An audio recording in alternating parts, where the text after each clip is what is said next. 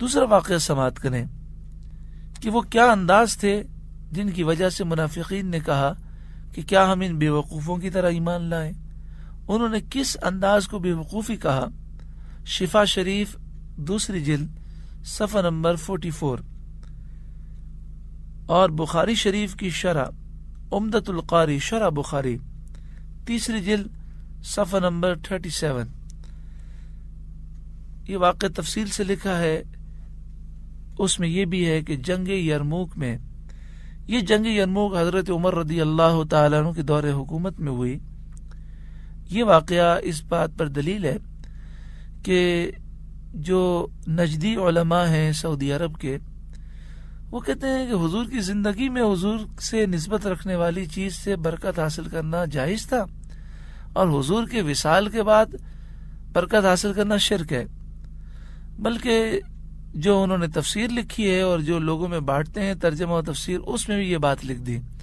اب دیکھیں حضرت خالد بن ولید رضی اللہ تعالیٰ عنہ حضور کے منہ مبارک سے برکتیں حاصل کرتے، اور حضور کے وصال کے بعد جنگ یرموک کا واقعہ ہے حضرت عمر رضی اللہ تعالیٰ عنہ کے دور حکومت کا۔ جنگ یرموک میں حضرت خالد بن ولید رضی اللہ تعالیٰ عنہ کا مقابلہ نستور پہلوان سے ہوا۔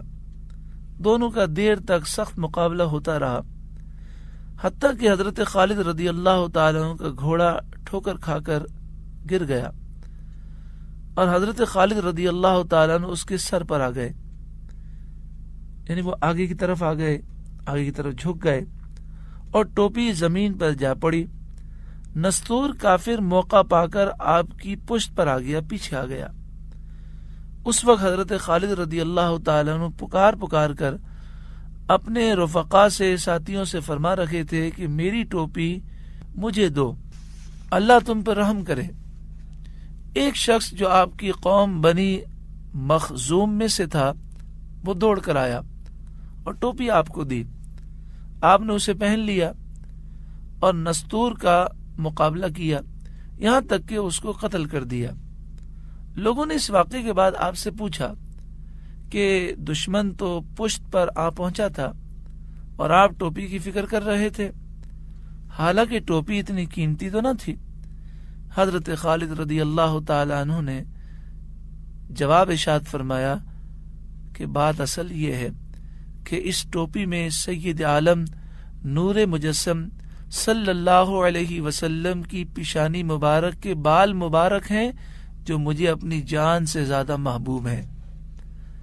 ہمیں صحابہ کرام کے نقش قدم پر چلنے کا حکم دیا گیا، اور صحابہ بال مبارک کی تعظیم کرتے۔ اللہ کا شکر ہے کہ اہل سنت اسی عقیدے پر ہیں، منہ مبارک کی تعظیم اور اس سے برکتیں حاصل کرنے کا طریقہ اہل سنت میں پایا جاتا ہے۔ پھر حضرت خالد بن ولید رضی اللہ تعالیٰ عنہ کیا فرمانے لگے؟ فرمایا عمر بھر ہر جنگ میں ان مبارک بالوں کی برکت سے فتح و نصرت حاصل ہوتی رہی، اسی لیے میں بے قراری سے اپنی ٹوپی کی طلب میں تھا کہ کہیں ان کی برکت سے میں محروم نہ ہو جاؤں اور یہ ٹوپی کسی کافر کے ہاتھ نہ لگ جائے۔ پھر میں عرض کروں کہ یہ ایک تاثر دینے کی کوشش کی جاتی ہے کہ جن احادیث طیبہ میں ہے کہ نبی کریم صلی اللہ علیہ وآلہ وسلم سے نسبت رکھنے والی چیزوں سے صحابہ نے برکتیں حاصل کی، وہ تو زندگی کا واقعہ ہے، زندگی میں جائز ہے، اور وصال کے بعد حضور کی چیزوں سے برکت حاصل کرنا یہ شرک ہے۔ بڑی عجیب بات ہے، شرک ہر حال میں شرک ہوتا ہے۔